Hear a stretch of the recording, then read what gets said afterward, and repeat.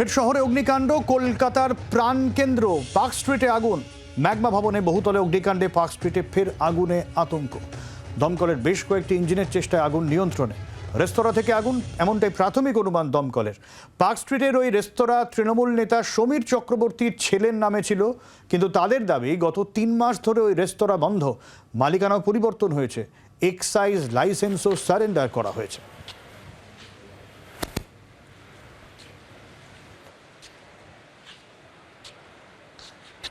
আমাদের জানি না, আমাদের তো নর্মাল ছিল, উপরে পিছনের সাইডে লেগেছে, but exactly don't know. We also like এখন শুনে এসছে। না না, গোডাউন, এটা রেস্টুরেন্ট আছে, এটা গোডাউন, এটা রেস্টুরেন্ট আছে।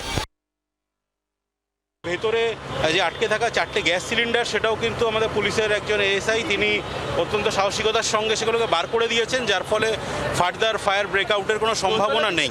আগুন এখন মোটামুটি নিয়ন্ত্রণে আছে, আপনারা দেখতে পাচ্ছেন যে বাইরের থেকে ফ্লেম দেখা যাচ্ছে না, কিন্তু ভেতরে কতটা আগুন আছে আমাদের ফায়ার ফাইটাররা ভেতরে গেছেন, তারা গিয়ে বুঝতে পারবেন এবং স্টেপ বাই স্টেপ পুরো আগুনটাকে কিন্তু বন্ধ করা হয়। এখান থেকে আমরা কোনো আন্দাজে বলতে পারি না যে সিলিন্ডার ব্লাস্ট করেছে না শর্ট সার্কিট হয়েছে, দিস অল আর স্পেকুলেশন।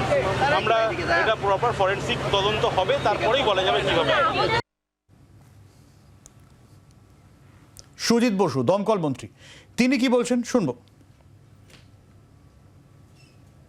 নজরদারি আমাদের থাকে, আমাদের ফায়ার অডিটও হচ্ছে, নজরদারি হচ্ছে। তার মধ্যে যদি কিছু থেকে থাকে সেটা অনেক সময় যাদের রেস্টুরেন্ট তারা অনেক সময় ভুল করে। এখানে কি হয়েছে আমি নিজে জানি না, যতক্ষণে এনকোয়ারি হবে আমি কিছু বলতে পারবো না। ভিতরে কারোর আটকে পড়ার খবর এখনো পর্যন্ত নেই। 4টে সিলিন্ডার একজন পুলিশের এএসআই নিজে টেনে বার করেছে।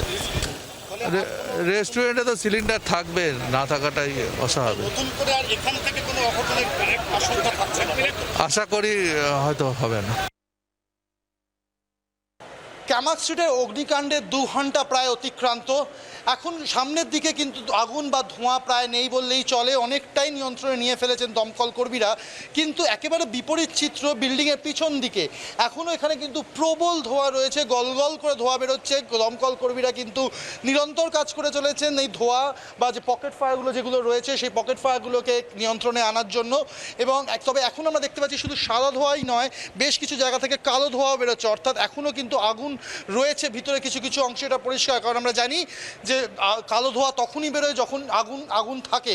মনে করা হচ্ছে যে পকেট ফায়ারগুলোতে এখনও কিন্তু ধিকি ধিকি আগুন জ্বলছে এবং বিল্ডিংয়ের যে পিছনের অংশ সেখানে প্রচণ্ড ধোঁয়া রয়েছে। আমি রয়েছি এই মুহূর্তে একদম একটা লাগোয়া বিল্ডিংয়ে, সেই বিল্ডিংয়ের ভিতরেও কিন্তু প্রচুর ধোঁয়া ঢুকছে এবং তার থেকেই পরিষ্কার যে ভিতরে ঠিক কতটা ধোঁয়া রয়েছে বা কতটা আগুনের প্রাবল্য এখনও পর্যন্ত রয়েছে।